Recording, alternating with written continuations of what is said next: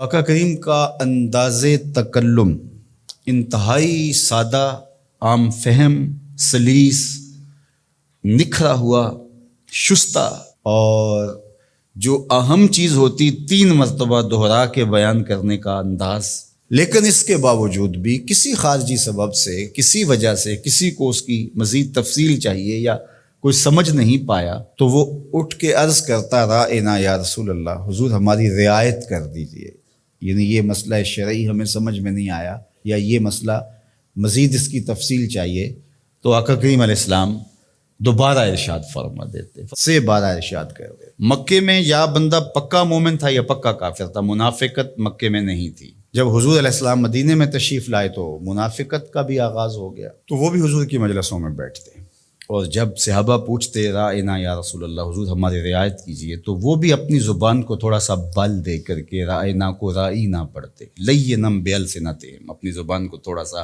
مروڑ کے۔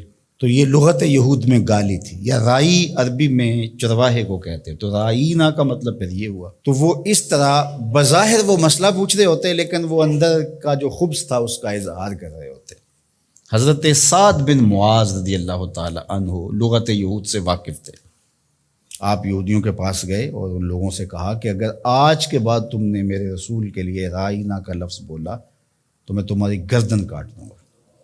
تو انہوں نے کہا کہ یہ لفظ آپ بھی تو بولتے ہو۔ تو حضرت سعد حضور کی خدمت میں آئے اور دل میں تھا کہ عرض کروں حضور صحابہ کو یہ لفظ کہنے سے روک دیں، کوئی متبادل لفظ دے دیں۔ قبل اس سے کہ یہ آ کے عرض کرتے جبریل پہلے پہنچ گئے تھے کہ یا ایھا الذین آمنوا لا تقولوا رائنا، اے ایمان والو میرے نبی کے لیے رائنا کا لفظ نہیں بولنا۔ تمہاری نیت ٹھیک، تمہارا لہجہ اچھا، تمہاری رواں سے عقیدت پھوٹ رہی ہے، تمہاری آنکھیں حیا سے جھکی ہوتی ہیں جب رائنا کہہ رہے ہو، تمہارے دل کشکول بنے ہوتے ہیں جب رائنا کہہ رہے ہوتے ہو، عقیدتوں کے سانچے میں ڈھلے ہوتے ہو تم یہ لفظ بولتے ہوئے، لیکن یہ وہ لفظ ہے جس کے پہلو میں کھڑے ہو کے میرے نبی کی اہانت کا امکان پایا جاتا ہے۔ اگرچہ تم اس لفظ کو اچھی نیت سے بھی بولو، دوسرا معنی تمہیں ملحوظ بھی نہ ہو، میں پھر بھی گوارا نہیں کرتا کہ میرے نبی کے لیے وہ لفظ بولا جائے۔ آج کے بعد تم نے میرے نبی علیہ السلام کے لیے رائنا کا لفظ نہیں بولنا۔ مالک کوئی اور لفظ بولیں گے تو لوگ اس لفظ کو بھی اپنے مفہوم کے لیے اور اپنے خبث باطن کے لیے استعمال کرنے لگ جائیں گے۔ تو کہا نہیں، اس کا متبادل ایسا لفظ دے رہا ہوں، قیامت تو آ سکتی ہے، کسی منافق کی بولی نہیں ہو سکتی۔ وہ لفظ کیا ہے؟ وَقُولُ انظُرْنَا، عرض کرو آقا ہم پہ نظر کرم کیجئے۔ وَقُولُ انظُرْنَا، حضور بس ایک نظر کر چھوڑو، سارے مسئلے حل ہو جائے۔ اور ابو ہریرہ نے کہا کہ انی اسمع منک حدیثا کثیرا، بڑی حدیثیں سنتا ہوں حضور، یاد نہیں رہتی، کوئی نظر کرم کیجئے۔ فرمایا ابسط رداک یا ابا، اچھا پھر چادر بچھاؤ۔ تو انہوں نے چادر بچھائی تو حضور نے ایسے فضا سے کچھ لیا اور ایسے ڈال دیا، کہا اس کو سمیٹو اور سینے سے جوڑ لو، کہا اس کے بعد میں نہیں کبھی بھولا۔ یہ ہے وہ انظرنا کا حقیقی مفہوم۔ تو اللہ اس لفظ کو بھی گوارا نہیں کرتا۔ یہ محبوب علیہ السلام کی چوکھٹ کا ادب ہے کہ جو ایسا ذو معنی لفظ ہو، اس کا ایک معنی صحیح ہو، ایک معنی اس کا غلط ہو، بولنے والا صحیح لفظ صحیح نیت سے بول رہا ہو تو کہا نہیں، میرے محبوب کے لیے یہ لفظ نہ بولو۔ اللہ اکبر۔ تو یہ حضور کا ادب ہے جو حضور کے حقوق میں سے ہے۔ ادب کو ملحوظ رکھنے والوں نے تو کمال ہی کر دی۔ حضرت صائب بن یزید دیکھیے، وہ فرماتے ہیں کہ مسجد نبوی تھی اور میں ایک کونے میں بیٹھا تھا تو کسی نے مجھے کنکر مارا، میں نے جدھر سے کنکر آیا ادھر پلٹ کے دیکھا تو وہ حضرت عمر تھے رضی اللہ تعالیٰ عنہ۔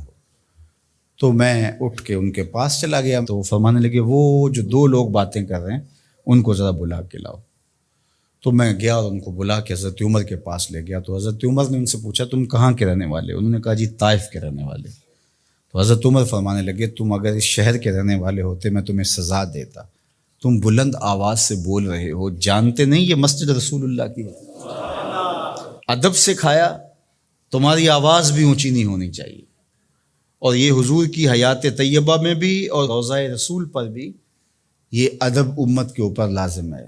مجھے بڑا دکھ ہوتا ہے جب وہاں جا کے لوگ بدتمیزیاں کرتے ہیں۔ لے سانس بھی آہستہ کے دربار نبی، یہ حضور کی چوکھٹ ہے۔ امام مالک نے 40 سال تک حضور کے روضہ انور کے قریب بیٹھ کے درس حدیث دیا ہے، اور 40 سال میں ایک بار بھی ایسا نہیں ہوا کتاب کے ورق کے پلٹنے کی آواز بھی پیدا ہونے دی۔ یہ حضور کا ادب ہے کہ اپنی آوازوں کو بھی پست رکھا جائے، اپنے لہجوں کو بھی کنٹرول کیا جائے، اور وہ انداز اختیار نہ کیا جائے جو عامیانہ پن سے جڑا ہوا ہو۔ عامیانہ پن سے مخاطبت نہ کی جائے رسول کریم صلی اللہ علیہ وآلہ وسلم سے۔ یہاں لفظ بھی تولنے پڑتے ہیں۔